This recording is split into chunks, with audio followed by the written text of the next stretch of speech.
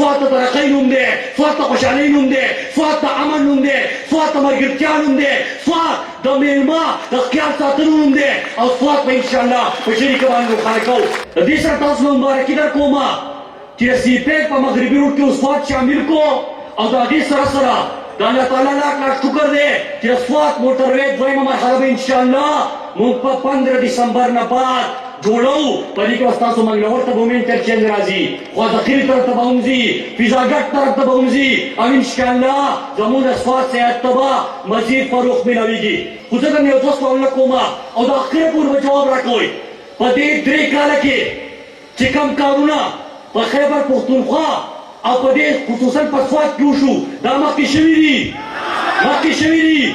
کوم یونیورسټیانې دلته شروع شوې مخکې چا سود کولی شو؟ نن دلته کوم کاغذونه راوړ شو مخکې چا سود کولی شو؟ د مفت علاج مخکې چا سود کولی شو؟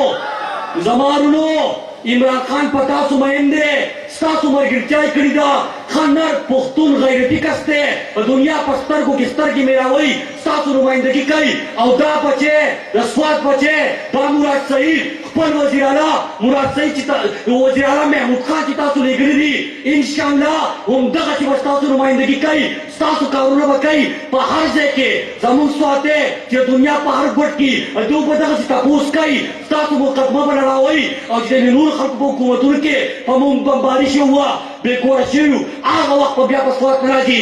سواد د ترقۍ نوم دی، سواد د خوشحالۍ نوم دی، سواد د امن نوم دی، سواد د ملګرتیا نوم دی، سواد د میلمه د خیال ساتلو نوم دی او سواد به انشاءالله په شریکه باندې روښانه کوو.